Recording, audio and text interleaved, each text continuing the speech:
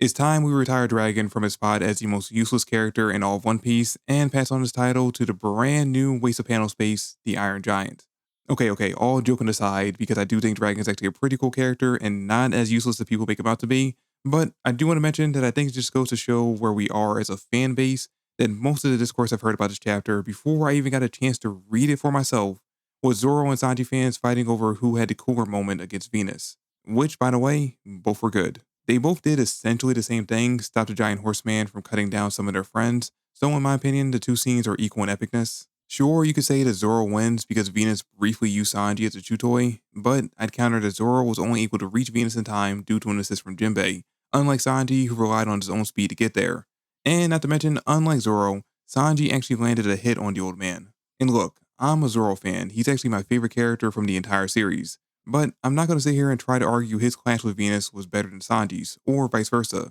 Let's just all agree that it's cool that the two wings of the Pirate King had such a great showing against opponents who should be completely out of their current weight class. And that more than likely, the next time they face off against members of the Gorosei, they'll have much more epic moments. Anyway, back to the big disappointment, aka the Iron Giant. As we found out in the last chapter, it was the one protecting the transponder snail this entire time. Which, by the way, shout out to all those who guessed that that was where Vegapunk hid the snail, pointing out that he must have been hiding it back when he first ran into Luffy.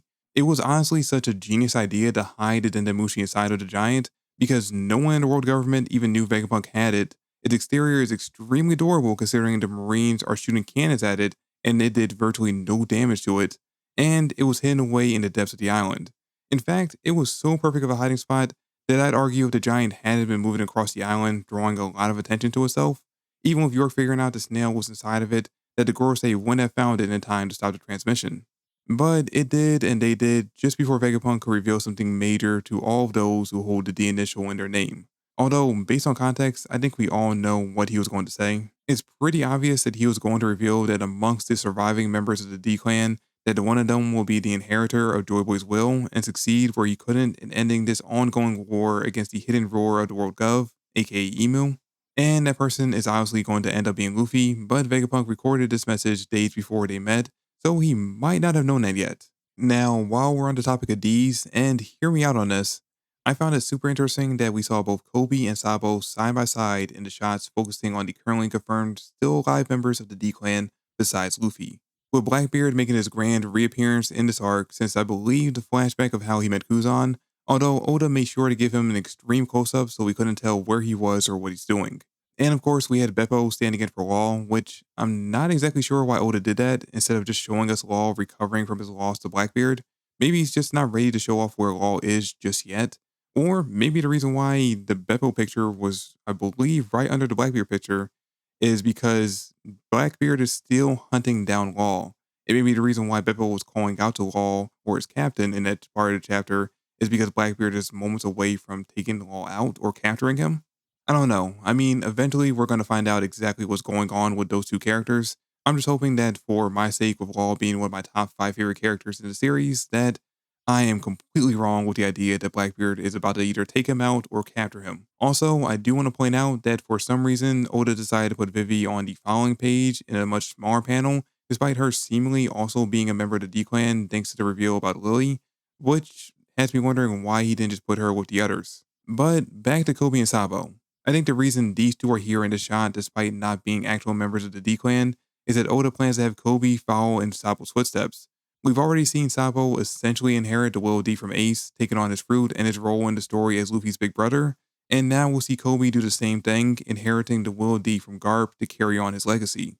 And not a moment too soon, because ever since Garp's sacrifice, I've been thinking that sometime down the road, we would essentially end up getting a God Valley 2.0, with Luffy and Kobe taking on the roles of Roger and Garp, and Blackbeard taking on the role of Rocks.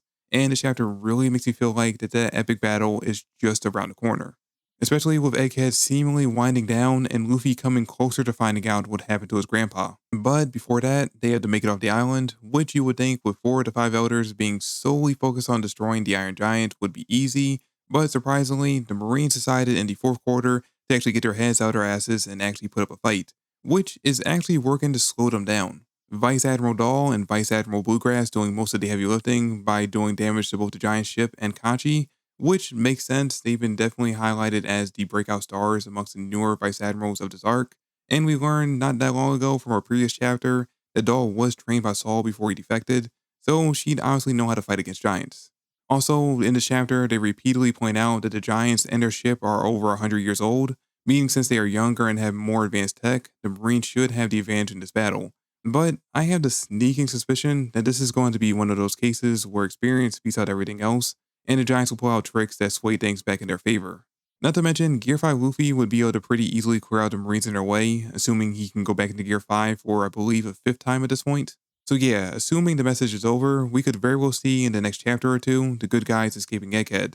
But I don't think the message is done just yet. Something about the way things ended in this chapter has me feeling like this is all one giant fake out. Like York and the Gorosei believe they stopped the message before it could reveal some big secret, only for it to start back up again a moment later. And I could totally see Oda playing this off as one long gag where Vegapunk spills his coffee that he never got to drink on the Dendemushi, knocking out the recording at the exact moment where the Gorosei attacked the giant, and then it starts back up again because Vegapunk just then edited out the video crashing, giving him just enough time to do one final big reveal to the world, but we'll have to wait until the next chapter to find out exactly what that is.